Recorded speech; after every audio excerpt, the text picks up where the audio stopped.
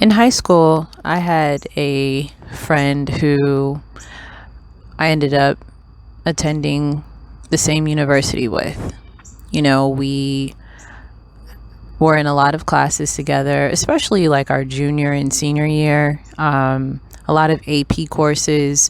Once you get into AP courses, you typically are in the same classes with the same people, and you start to form friendships because of the familiarity, if nothing else.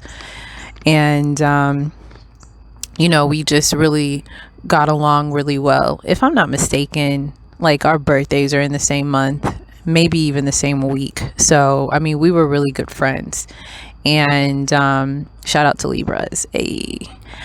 So, it was exciting when we were all, applying to colleges, and we both decided, that we were applying to the same universities. Some of them we decided not together, but it turned out we were going to go to the same school.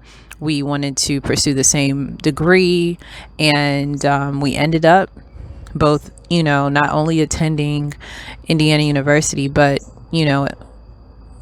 students, if you will, of the business school, Kelley School of Business, and graduated the same year, all of that.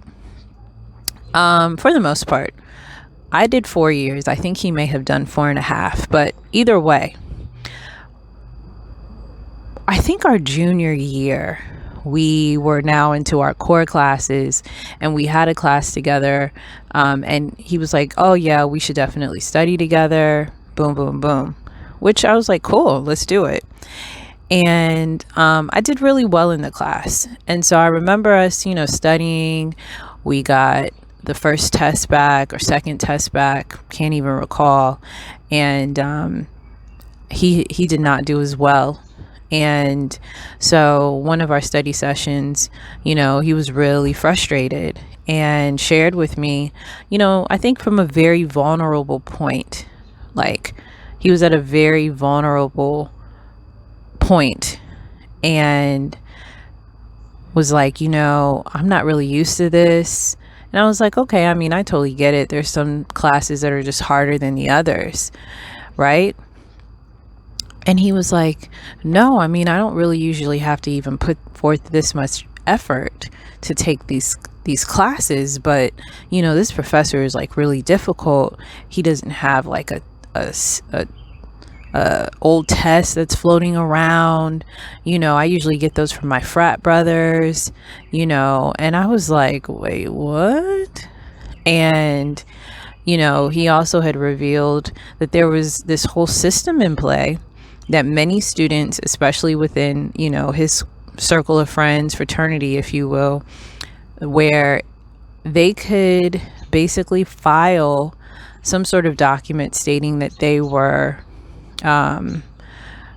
dealing with a learning disability, and that would allow them to take tests later than everybody else, different versions of tests that are not necessarily as hard as the general test that all of the other students, me included, had to take. And my mind was blown. Okay, blown. And I was like, wow, like, so what are you going to do? Is your GPA going to be an issue if you don't do well in this course? What happens? And mind you, I'm coming from a perspective of someone who has to maintain a GPA to maintain my scholarship. And that was not an issue for him because his parents had the money. He told me straight up, college was paid for.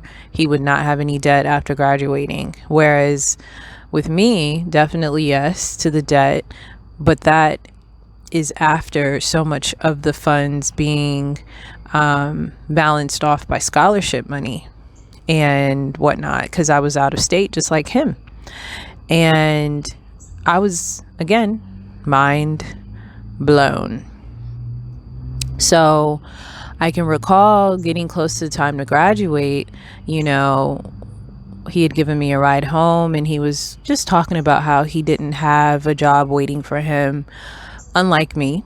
And I was like, well, what are you going to do? And he was like, yeah, I'm going to try and get an internship. And then from there, see what happens. My parents are going to make a couple of phone calls. And in that moment, I really realized how different we were. But unpacking this, I don't know, 10 plus years later, it's literally dawned on me that that is white privilege.